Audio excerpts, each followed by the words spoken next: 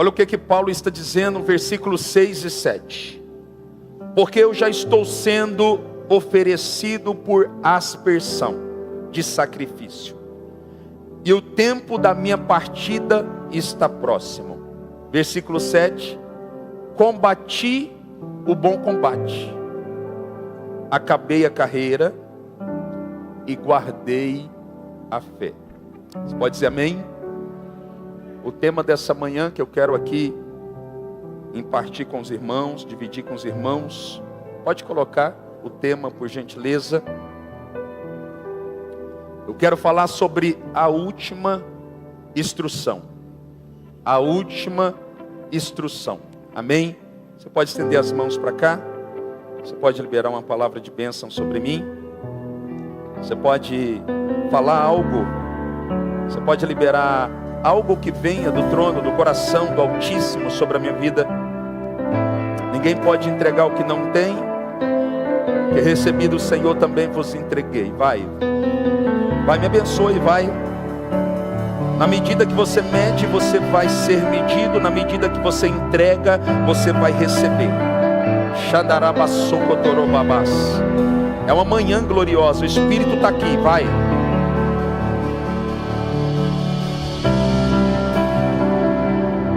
Vai. Libera uma palavra, vai. Vai, libera. Nós somos uma igreja que se move no profético, vai. Vai, nós acreditamos nos dons espirituais, vai, libera uma palavra. Sim, Espírito Santo, cresça nesse lugar.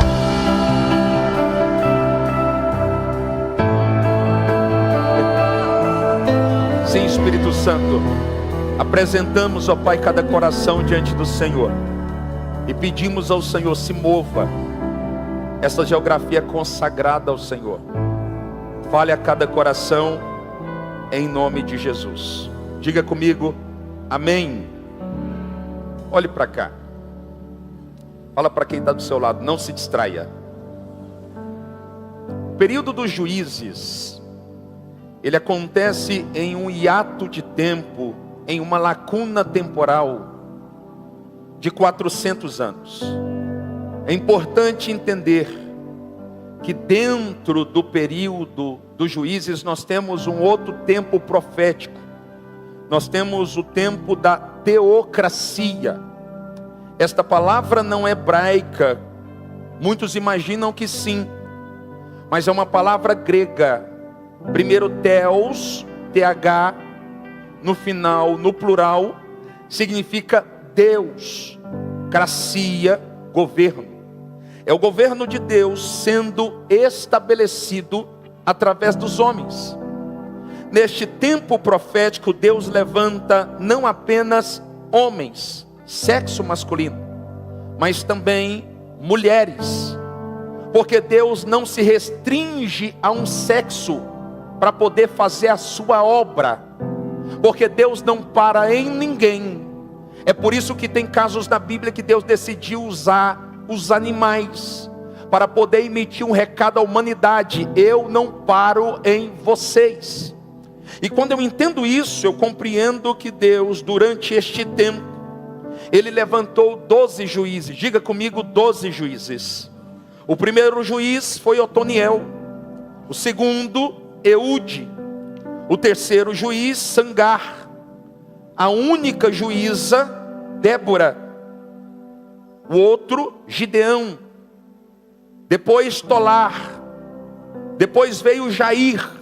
Em sequência, Jefité, Abissã, Elon, Abidom. E o último juiz, que estabeleceu o encargo de juiz por um período de 20 anos, é o juiz que nós falamos no último domingo, de nome Sansão.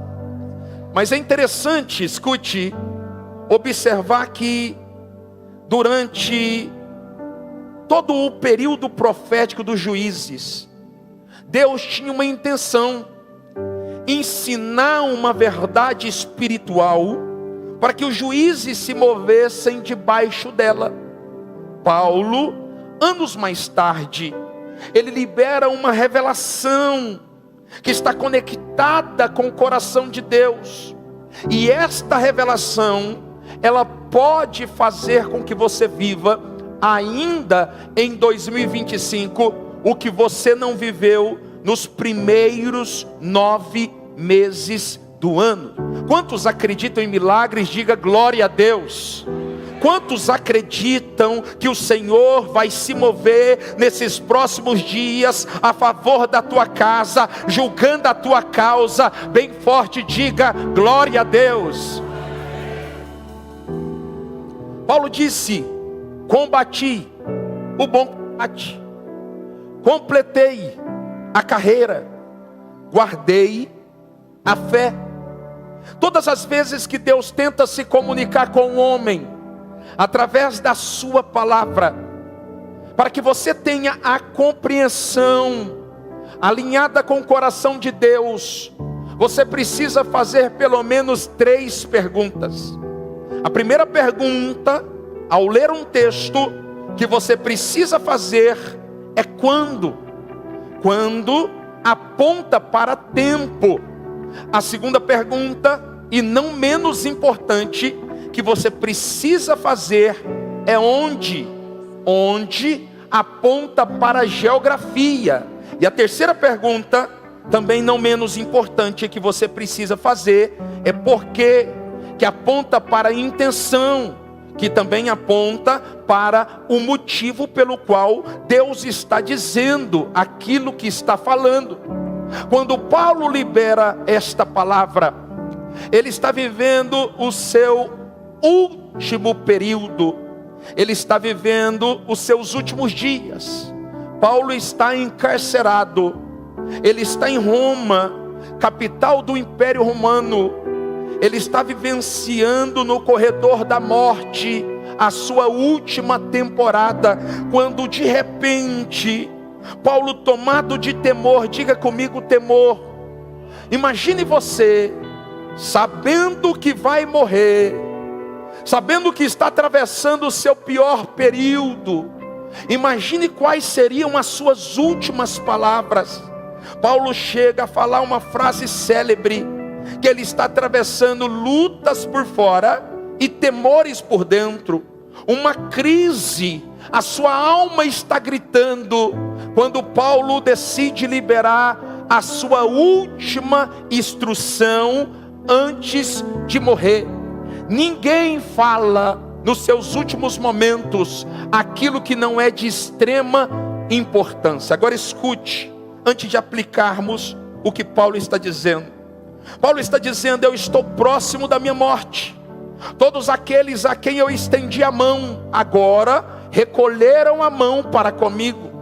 Todos aqueles a quem eu cobri a nudez, agora estão expondo a minha nudez. Todos aqueles que eu cerquei de amor, estão manifestando ódio contra mim. E ele começa a dizer: Demas, o meu cooperador, o meu discípulo, não suportou a perseguição de Nero e me deixou. Alguém pode dizer: este é um discípulo fraco, esse é um discípulo que não pode ser considerado digno. Mas Paulo faz questão de dizer que ele não está sendo perseguido, Camila, por qualquer um, pastora Lorena. Ele está sendo perseguido por Nero. Nero era o imperador do império mais poderoso daquele tempo, imperador do Império Romano. Ele era conhecido como um homem obstinado, um homem maligno, um homem sanguinário. Para que tenhamos, pastora Jordana, uma compreensão mais profunda, ele assassinou a própria mãe, e como se isso não fosse suficiente, ele assassina as suas 2 esposas. É este homem que colocou medo no discípulo de Paulo. Este homem, para poder perseguir os cristãos, ele coloca fogo em Roma. E durante 9 dias, Roma foi implacavelmente prejudicada pelo fogo. Paulo está dizendo: ele não suportou a pressão de Nero, por isso ele me deixou. Paulo ainda é mais profundo em dizer que Alexandre, um discípulo que ele tanto cuidou, latoeiro, ele também passou a persegui-lo porque ele perdeu a fé. Ele não perde a fé porque está vivendo um período extraordinário. Ele perde a fé porque está vivendo um período de pressão. E eu vou falar algo profético aqui. Todo período de pressão que você faça vai manifestar do lado de fora aquilo que você tentou esconder por muito tempo do lado de dentro. A Bíblia diz que ele é um discípulo, mas quando a pressão vem, ele não suporta, e tudo que ele tentou esconder agora é revelado. Ao invés de ajudar o apóstolo Paulo, ele começa a combater aquilo que Paulo estava tentando construir pelo poder de Deus.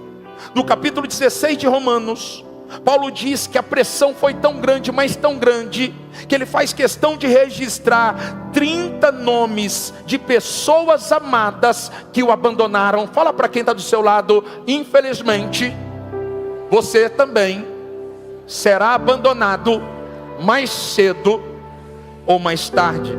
Agora olhe assim com aquela cara sorridente e diz: não se decepcione. Você está comigo? Diga glória a Deus. Escute. Por que que Paulo não desistiu? Por que que Paulo não parou?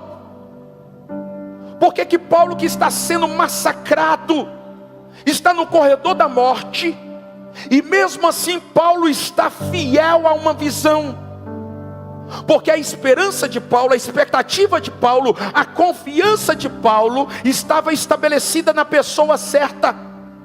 E existem dois tipos de confiança. Eu vou repetir: existem na Bíblia dois tipos de confiança. Uma confiança é boa e a outra confiança é má. Em Jeremias 17:5 está escrito: maldito é o homem que confia. Jeremias está dizendo: Antônio, existe uma confiança que ela amaldiçoa a sua vida e a minha casa. Ele está dizendo: o fato de ser confiança não significa que é boa. E ele entrega o restante da revelação do texto em Jeremias 17:5. Ele diz assim: maldito é o homem que confia no homem e faz dele o seu braço, ou seja, a sua força. Todas as vezes que você confiar no homem, você corre o risco de ser amaldiçoado, ou seja, de ser atingido por uma confiança maldita. Só que o mesmo Jeremias, em Jeremias 17:7, não 5, ele vai nos entregar um tipo de confiança que foi ativada na vida de Paulo e que pode ser ativada também na tua vida. E ele diz assim: bendito é o homem que confia. A palavra aqui original, bendito, vem da palavra barak no hebraico, que significa abençoado. Ele está dizendo na condição de homem de Deus que existe uma confiança que ela nos torna abençoados. E ele entrega a revelação dizendo: bendito é o homem que confia no Senhor e cuja esperança é o próprio Senhor. Paulo não parou porque Paulo se tornou bendito de Deus. Paulo não parou porque Paulo permitiu que o Espírito liberasse sobre ele uma confiança que não estava estabelecida em pessoas que poderiam abandoná-lo. E todas as vezes que você confia mais no homem do que em Deus, Deus permite por muitas vezes que você seja decepcionado e frustrado, para que você saia de um nível de confiança equivocado e equivocada e entre em um nível de confiança espiritual que não está estabelecida no homem, mas que está impregnada no coração de Deus. Só quem está aqui, diga glória a Deus. Levante as suas mãos, suave. Deus está aqui. Não me queima, nas águas não vou afundar, pois estás comigo. Meu Deus, que neblina é essa? Não estou sozinho. Deus está aqui. Eu estou guardado no esconderijo. Não estou sozinho. Vai, Vivian, deixa Deus te usar, vai. Tu estás comigo. Meu Deus, é isso. Temer porque Isso. se eu estou guardado por quem nunca perdeu. Vai, não teme não, vai, deixa Deus pegar você. Seu nome é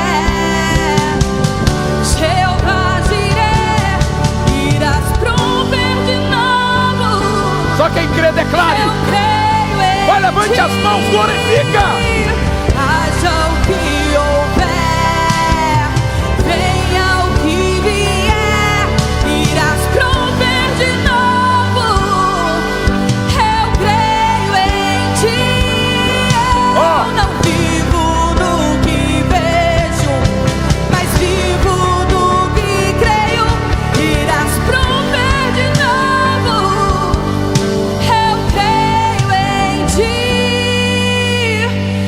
Segura aí, segura aí, segura aí. Calma. Aleluia. Fala para quem está do seu lado, se comporte, você está numa igreja evangélica. Aí. Escute. Paulo está dizendo que a vida cristã é feita de ciclos. É feita de quê? Eu não disse de círculo, eu disse de ciclos. Porque tem gente que por falta de discernimento está vivendo uma geração inteira em círculo. E Deus não chamou você nem a tua casa para viver em círculo. Deus chamou você e a tua casa para viver de fé em fé, de glória em glória, de ciclo em ciclo. E Paulo está nos apresentando 3 ciclos. Quantos? E ele está dizendo assim: o primeiro ciclo que todo homem vai passar, e eu disse aqui, gênero humano, não sexo. Todo homem e toda mulher vai passar por esse ciclo. É o ciclo que eu chamo o ciclo do combati o bom combate. Paulo está dizendo sobre arena. Paulo está falando sobre octógono. Paulo está falando sobre combate de forma literal. Paulo está dizendo sobre esforço, sobre entrega. Paulo está falando sobre suar a camisa.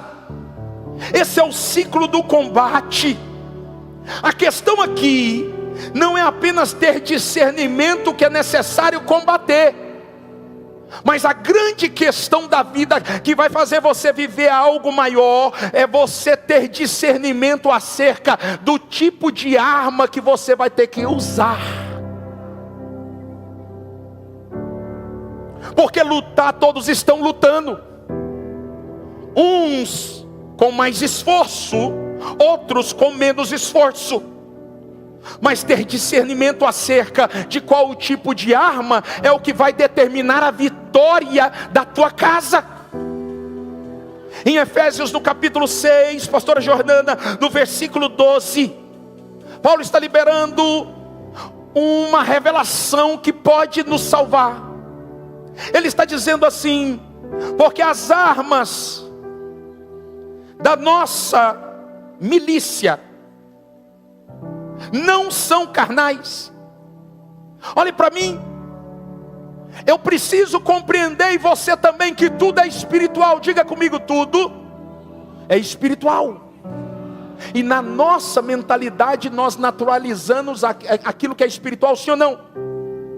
E ele diz assim: porque a nossa luta não é contra a carne, não é contra sangue, mas é contra principados e potestades e príncipes deste.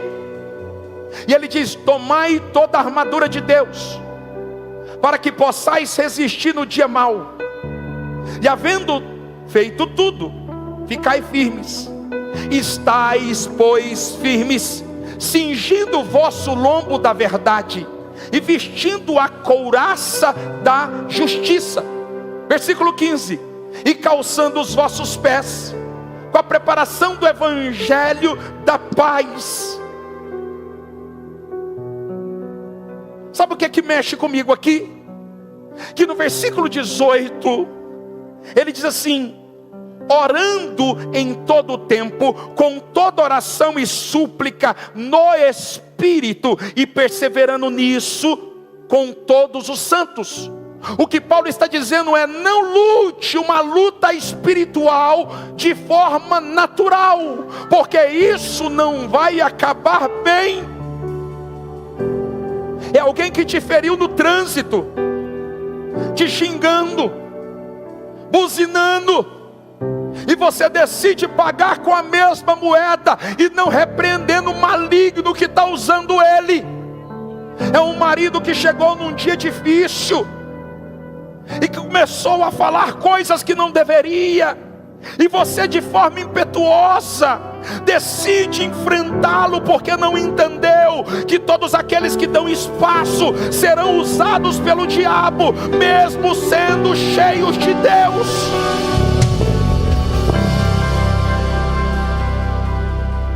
Precisamos fazer uso das ferramentas certas.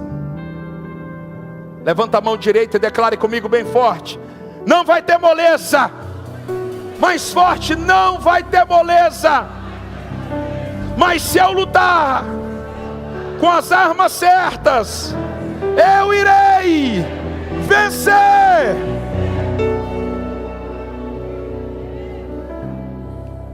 Segundo ciclo: completei a carreira. Este é um dos ciclos mais importantes da nossa vida, porque, querendo ou não, a própria vida nos impulsiona a lutar, sim ou não? Só que quando fala sobre o ciclo de completar a carreira, talvez esse seja um ciclo que mais tem reprovado os cristãos, porque esse ciclo fala de começar algo e terminar aquilo que foi iniciado. Esse ciclo fala de ciclo completo, de corrida completa, de terminar tudo aquilo que eu comecei. Olha que interessante isso aqui, olhe para mim. Existe uma universidade norte-americana, Scatron, que diz que 92% das pessoas não terminam aquilo que elas começaram. Ou seja, de cada 10 tarefas que você inicia, você só consegue terminar uma. E isso atrapalha o mover de Deus na tua vida, porque tudo aquilo que Deus está disposto a fazer passa por você. Isso nós chamamos de procrastinação. O ato de adiar tarefas, o ato de adiar decisões, o ato de adiar compromissos.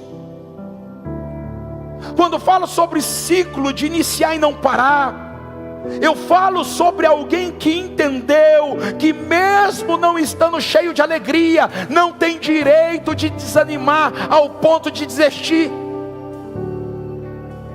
A vida não é um parque de diversão.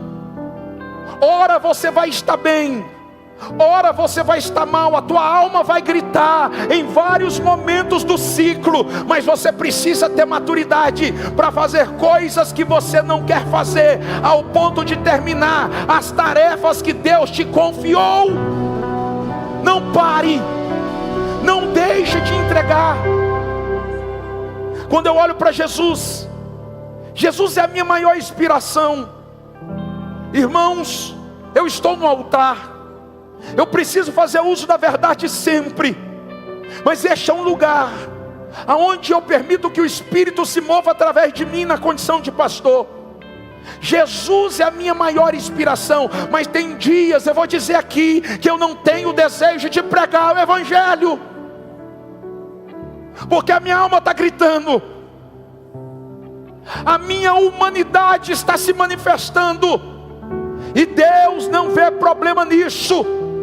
É por isso que o Verbo esteve entre nós, e a Bíblia diz que mesmo Jesus, tomado da sua humanidade, ele pensou em passar o cálice, mas ele foi até o final para ensinar para você um princípio espiritual e para mim. Mesmo que você esteja gritando de dor, mesmo que a tua humanidade esteja se manifestando, vá até o final. Eu vou repetir: não pare por nada, não pare por nada, não pare por nada, permaneça até o final.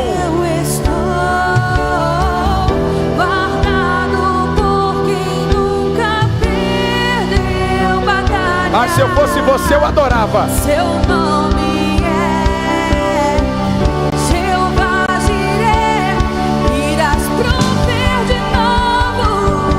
vai. Eu creio em ti,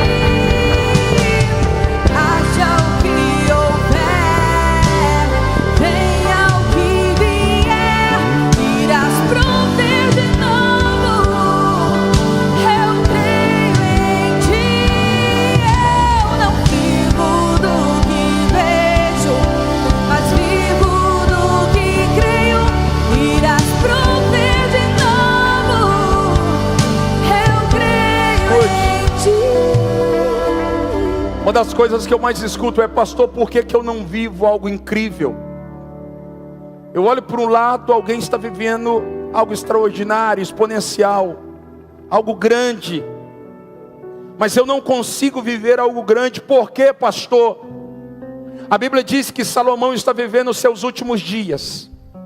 Ele está vivendo a maturidade, a terceira idade, quando ele tem a revelação de Eclesiastes. Ele não é mais o jovenzinho de Cânticos com 17, 18 anos.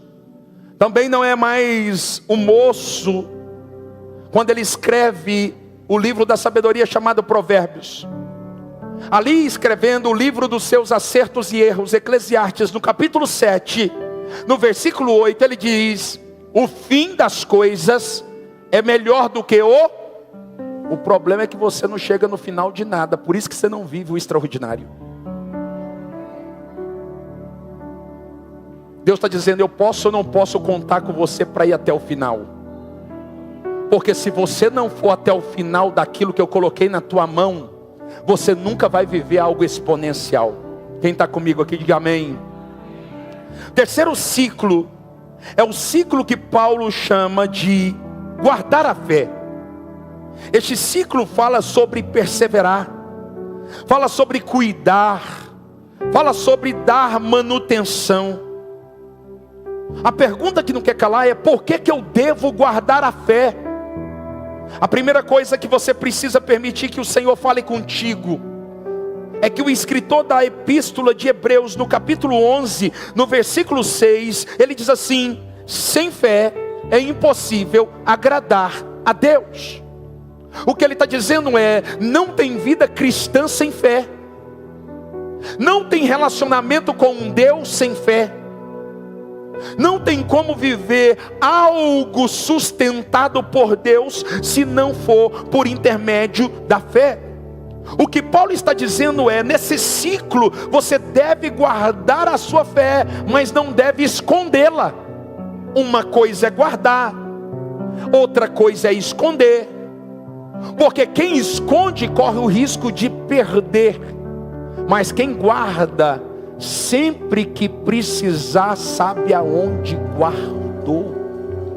E Paulo está dizendo: é tempo de guardar a fé, mas não é tempo de esconder a fé.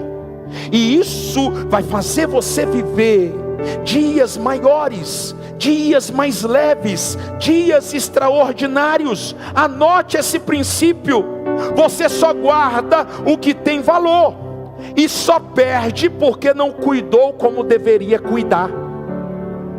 O que o Espírito Santo está falando é: tempo de guardar a sua fé, não é tempo de esconder a sua fé. Não podemos guardar a fé antes da hora. Escute isso, porque guardar a fé antes da hora fala de um guerreiro que embainhou a sua espada no meio da luta, e isso pode provocar grandes prejuízos. E tem gente que por falta de discernimento no meio da batalha está guardando a fé. Coloque a mão assim na tua cabeça, por favor, e declare comigo: Senhor Jesus, me dê discernimento espiritual para que eu não guarde a minha fé no meio da batalha. Só quem está aqui bem forte, diga glória a Deus. Escute, estou caminhando para o final. Em Números no capítulo 13, Deus visita Moisés. Deus visita quem? E a Bíblia diz que ele libera uma palavra dizendo: Moisés, Moshá, envia homens à terra de Canaã, que eu hei de dar, aos filhos de Israel. Só que você não vai escolher qualquer homem, você vai escolher homens que sejam príncipes e que representem a sua tribo. São 12 tribos, então são 12 príncipes, cada um representando a sua tribo. A Bíblia diz que Deus então envia esses homens para observar a terra por 40 dias e 40 noites. O primeiro princípio que eu aprendo aqui, escute, é que Deus prometeu uma terra chamada Canaã. Canaã representa tudo que Deus te prometeu. Quem tem promessa, pelo amor de Deus? Canaã representa tudo que Deus falou que vai fazer. Deixa eu dizer algo para você, pastor, como que eu sei que foi Deus que falou sobre Canaã? O que Deus fala que vai fazer, você não consegue fazer pegando empréstimo, acessando pessoas do próximo nível. Você não consegue fazer montando estratégia. É algo que você jamais poderia fazer, porque toda promessa que foi feita por Deus é impossível de ser cumprida por um homem. Quem está aqui? Canaã representa isso, aquilo que Deus prometeu. E a Bíblia diz que esses homens, eles vão para lá. Mas uma das coisas que eles não entenderam, e muita gente que está me ouvindo e me assistindo não está entendendo, é que quem faz a promessa tem a responsabilidade de cumprir. Vou repetir: quem fez a promessa tem a responsabilidade de... Eu vou repetir, você não entendeu. Quem fez a promessa tem a responsabilidade de cumprir.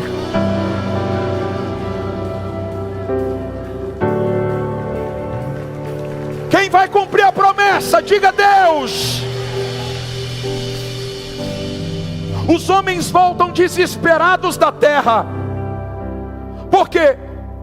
Porque na mentalidade deles, quem ia cumprir aquilo que Deus falou era... E na nossa mentalidade, todas as vezes que nós encapsulamos Deus dentro da nossa experiência, a gente não consegue acessar Deus na sua grandeza, como de fato Ele é.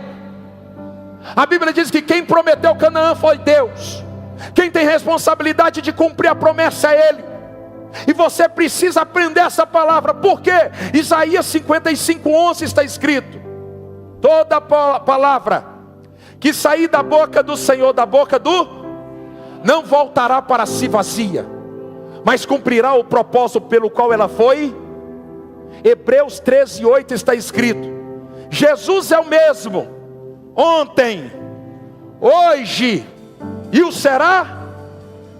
Mateus 24:35 está escrito: passarás os céus, passarão a terra, mas as minhas palavras não.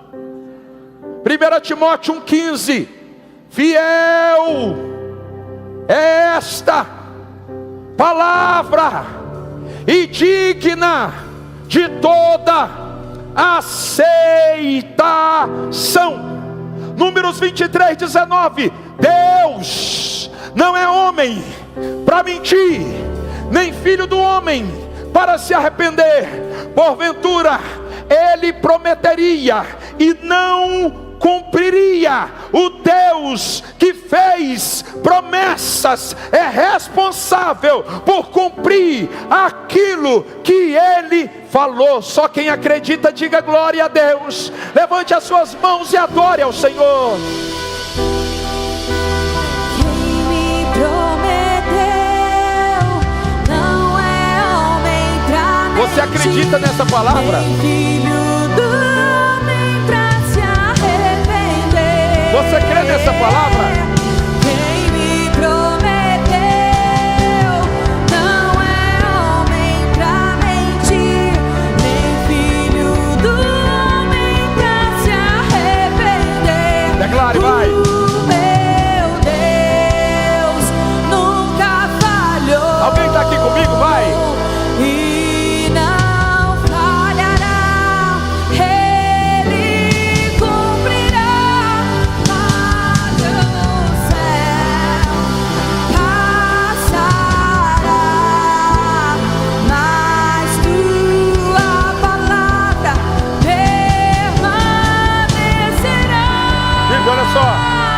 gigantes aqui. Sabe qual que é um defeito de fabricação que muitos de nós temos?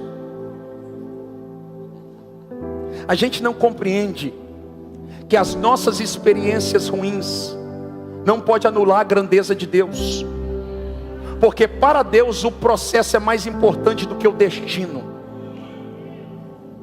Não estabeleça a grandeza de Deus de acordo com as suas experiências com Ele. Um ponto que mexe comigo e é uma lição para nós, é que para conquistar Canaã, escute isso aqui que eu estou terminando, você vai ter que lutar para entrar na terra que Deus te prometeu. Isso é difícil compreendermos, por quê? Quem tem responsabilidade de cumprir a promessa? Diga comigo, Deus. Mas Deus conta com você, por quê? Porque se Deus não conta com você, você não vai ter uma experiência e vai estragar tudo aquilo que Deus está tentando construir. E é isso que gera crise nos filhos de Deus. Porque Deus disse: visita a terra que eu hei de dar. Só que quando eles descem para poder observar a terra, tem um detalhe na terra que afronta a crença daqueles homens. Haviam gigantes na terra, havia o quê? E a terra não era comum. O texto diz que era um arraial, parecido com uma grande fortaleza, ou seja, haviam grandes muros, uma grande resistência naquela cidade. Mas quem prometeu? Você não entendeu, mas quem prometeu? Mas quem prometeu? Se Deus que prometeu, quem tem responsabilidade de cumprir? Eles olham para os gigantes, eles olham para eles, e eles começam a se frustrar. E é justamente isso que está acontecendo comigo e com você. Deus te fez uma grande promessa, só que tem gigantes dentro dela. Você olha para os gigantes, você olha para você, e você permite que pela sua humanidade você fale como os filhos de Deus. Eles olham e dizem assim: e nós éramos aos nossos próprios olhos como gafanhotos, e assim nós éramos aos olhos deles. Olhe para mim, Jeremias 29:11, Deus fala algo que é libertador.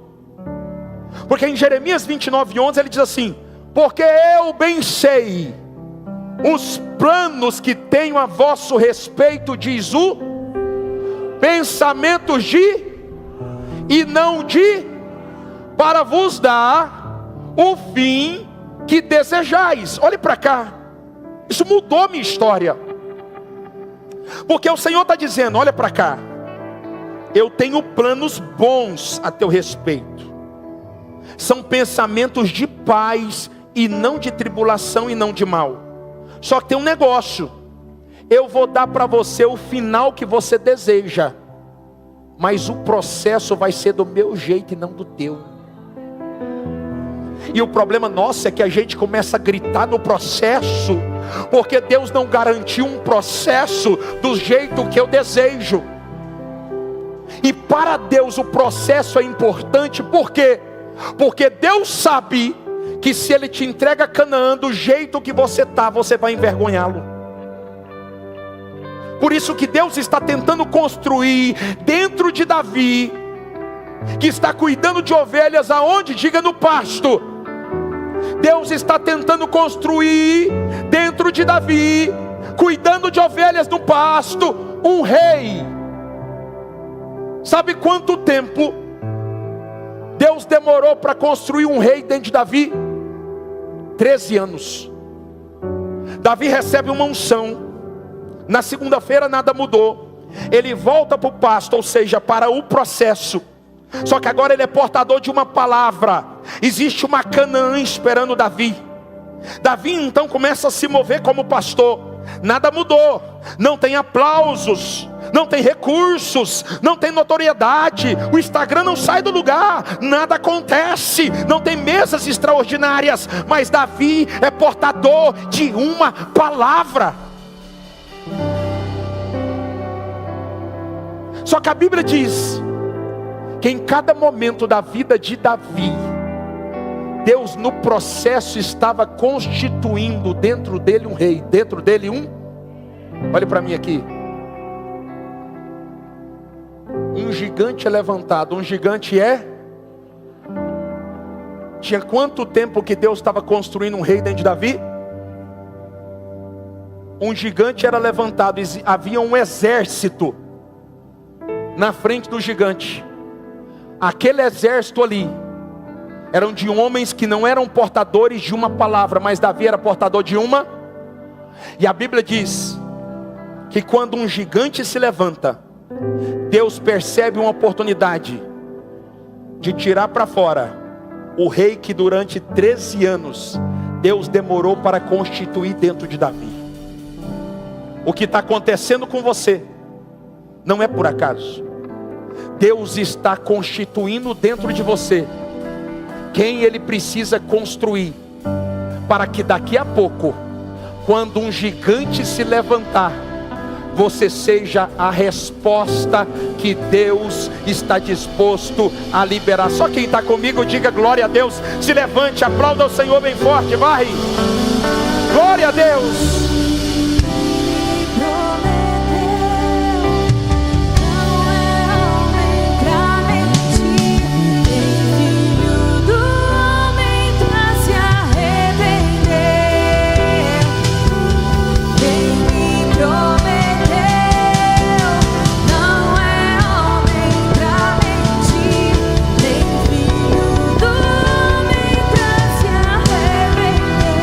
Levante as suas mãos e declare, vai. Quem prometeu para você, declare. Não é homem pra mentir, nem filho do homem pra se arrepender. Quem me prometeu não é homem pra mentir, nem filho do homem pra se arrepender. Eu termino aqui. Por que o deserto aponta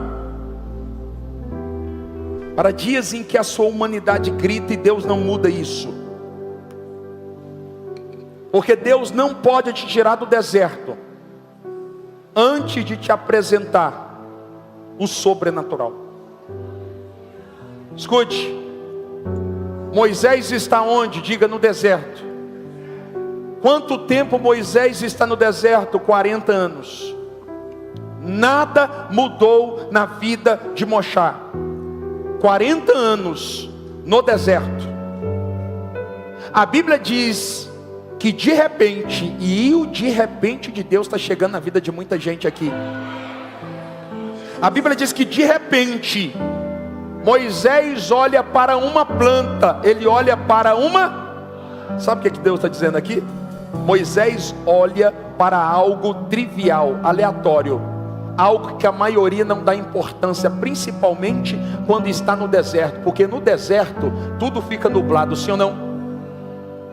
Ele olha para uma planta e ele percebe que a planta está pegando fogo, só que tem um problema: ela queima e não se consome. Moisés não é ignorante, por quê? Porque antes de Moisés entrar no deserto, ele foi treinado no palácio. Durante 40 anos, ele aprendeu sobre a ciência mais poderosa do mundo antigo, que era a ciência dos egípcios. Moisés olha para a sarça e ele percebe uma coisa: a sarça queima, mas não se consome. E ele se lembra daqueles que manipulavam a ciência na época, através das magias, e ele nunca viu uma sarça queimar e não se consumir. Ele entra em choque, por quê? Porque o que Deus está fazendo é algo novo. Ai, ai, ai, ai, ai, ai, ai, ai, ai. Porque o que Deus está fazendo não é algo repetido. Porque o que Deus está fazendo é algo, e eu quero profetizar que o que Deus vai fazer na tua vida não é uma repetição de ciclo. O que Deus vai fazer na tua vida é algo novo para a glória dele. Agora escute. Quando Moisés olha para a sarça, ele entra em choque porque ele nunca viu aquilo. Só que de repente Deus decide apresentar a natureza gloriosa dele. Porque um homem que não é marcado pelo sobrenatural não vai viver o extraordinário. Uma mulher que não é marcada pelo sobrenatural não vai viver dias extraordinários. Então a sarça que queima e não se consome, ela não tem boca, mas a Bíblia diz que ela fala. Ele olha para ela e ela diz: Moshá, Moisés, Moisés, tire a sandália dos pés, porque o lugar que você está é santo. De repente Moisés, abatido pelo poder de Deus, ele faz uma pergunta: quem és tu? E essa é a pergunta que você precisa fazer antes de entrar na sua Canaã. Quem és tu? E ele diz: eu sou o que sou. E talvez você está me olhando perguntando: pastor, o que significa isso? E o Senhor está dizendo: Moisés, você está com fome? Eu sou o teu pão. Moisés, você está com sede? Eu sou a água da fonte da vida. Moisés, você está na escuridão.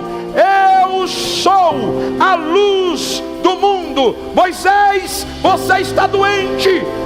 Eu sou a sua cura. Moisés, você está fraco. Eu sou a tua força. Moisés, você está caído.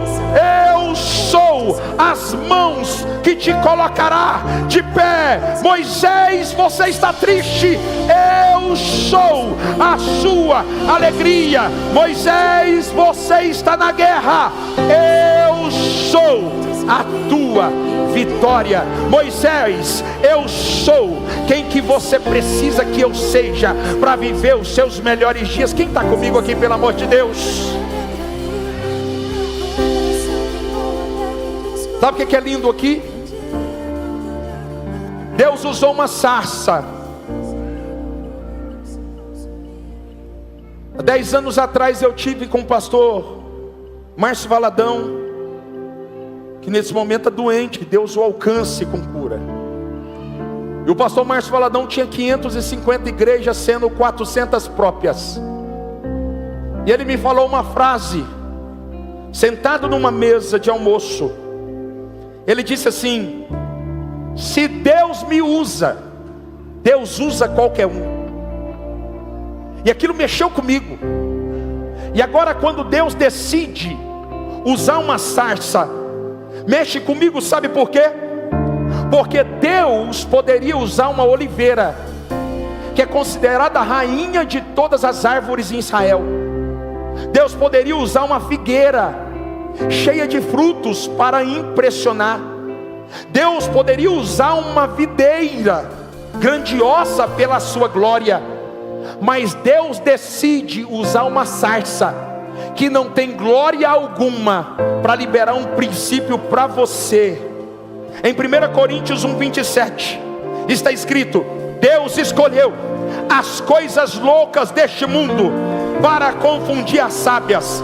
Deus escolheu as coisas fracas deste mundo para confundir as fortes. Deus escolheu as coisas vis deste mundo e as desprezíveis para mostrar a natureza da sua glória. Deus vai usar você nesses dias.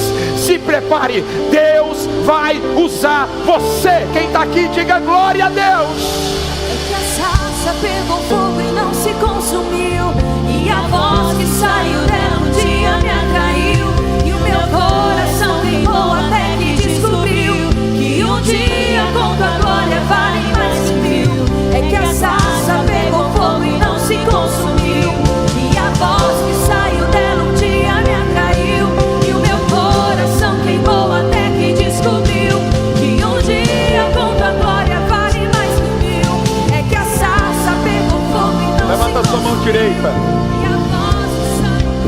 Declare comigo: Deus vai me usar. Deus vai me usar. Diga: eu serei o primeiro da minha geração a inaugurar um tempo sobrenatural. Você crê nessa palavra? Quantos terão uma semana extraordinária? Diga glória a Deus, aplauda, vai.